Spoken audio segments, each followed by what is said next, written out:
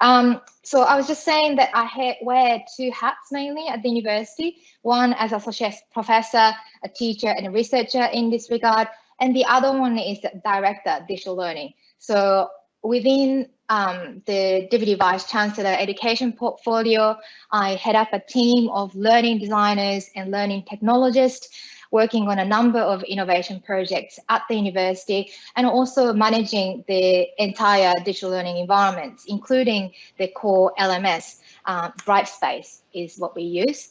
So a bit of context to Deakin. I do realize that I'm coming in from the opposite side of the world, and many of you might not be familiar with our context. Deakin as a university was founded as a distance education provider. And the picture that you see here was our first campus back in 1974 in the outskirts of Geelong. And it was very much modeled on the Open University UK's model for distance education. And this is what it looks like now as a university. We are considered to be a large university, just over 6,000 students. And this is the data from last year, June. And you can see that we have 5 campuses, including 4 physical campuses and cloud campus. And you see the big number there. So even before COVID hit, we had about 25% of our entire cohort solely learning online. So we had a really good foundation to build from there. And you can see that we have quite a diverse cultural background of students also. We are relatively young and relatively highly ranked universities in terms of the world ranking. And one of the things that we are very much proud of is that our students have the highest level of satisfaction according to the national survey. And this has been 10 years in a row. And good news is that this year we have maintained that status to be 11 years in a row. It's really remarkable considering what has happened last year when most of the universities have dropped, and ours is also, but also maintain the status to be having such satisfied students learning with us. So given that history, we have come a long way to go from that distance education provider to then digital learning education provider. So we have grappled with this idea and question of digital first university, and this has been becoming more prominent as we navigated through this COVID pandemic last year. So I realize that this is a little bit of a busy slide, but this is what our digital learning environment looks like. We have over 25 tools that plug into our core LMS, Brightspace, and we wanted to guide teachers in being able to evaluate and also select those tools that can create premium digital learning experiences. So what we have done is to map those 25 or so tools against the 6 learning activity types. That's Diana's work, and talking about what students are able to do through these technologies. And it's an interactive document where you click on one of the tools and it takes teachers to learning more about what each tool can do and what students can achieve with more of the resources to link from. And I think video is a really good example as a case study to talk about connection. Video in many ways has become a means to connect, demonstrate, and evaluate students through lots of learning modes. So here's a bit of a data from our institution last year. So I haven't included the other tools like Zoom and Microsoft Teams now that we have, but these are the main 3 video related tools. And you can see across time, before COVID and post COVID or during COVID, in the Cultura and PB Collaborate Ultra, the increase has happened exponentially. So in the case of Ultra, you see the number has tripled. In the case of MediaSite, this has decreased because these are the lecture capture in a better terms that are in the classrooms, streamlining the class from the location. So there is a bit of a difference there. So this idea of online and on-campus experiences has been evolving and shifting through this landscape. And if you really think of the traditional model of blended learning, this is an example from Tony Bates' work, that there is a spectrum in terms of face-to-face and fully online experiences, and there's lots of variations between. And I think the traditional model of thinking about blended learning or blended learning experiences has that focus on the modes of delivery, and I'd like to challenge that later on.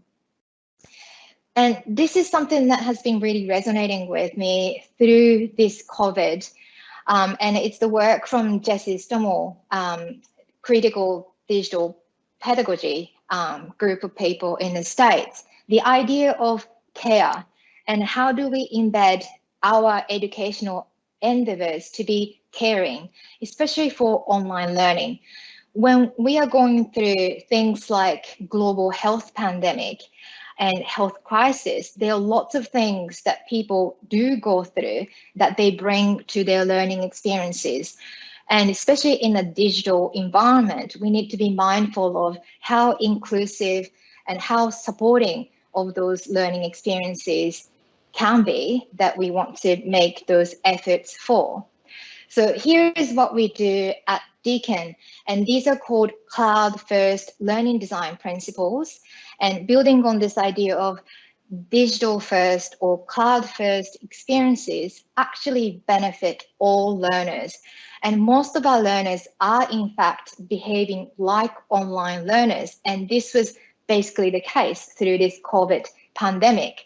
Virtually overnight, everyone became a cloud learner, online learner.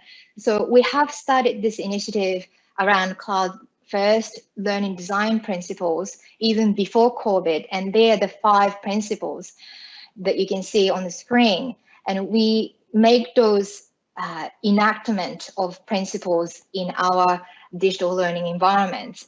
And at the center, you see that we believe that learning design activities are in fact collaborative and multidisciplinary activities. So we work with the idea of team coming together to build on each other's work and create design work together. So I'm kind of rushing through because I wasted some time at the start, Phil, but this is where I'm going to do a bit of reimagining. Based on all the ideas that I've talked about, the kind of experience that we had at Deakin, this is where I'm sort of thinking about the future of blended learning, away from the focus on the modes of delivery. So you see the 4 elements here: time and place, work and life. And the question that I was really thinking about was, what are we really blending here? And what are we trying to integrate so that the students learning online become that premium digital learning experience? So in terms of time and place, you see all the aspects around that have been around for some time now. So the idea of anytime, anywhere that we promise going into the digital, that's always been there. So the idea of synchronous, asynchronous learning, but also that happens on campus, at home now, in students' home environments, but I'm also including things like on-country experiences. And in Australia, you can probably imagine that the idea of Indigenous knowledges and knowledge systems is incredibly important. And about when a minute and a half left. Thank you, Phil. When you think about the experiences that students are building, we are on the unceded land. So how can we create those learning opportunities that we can learn from Indigenous knowledges and their systems?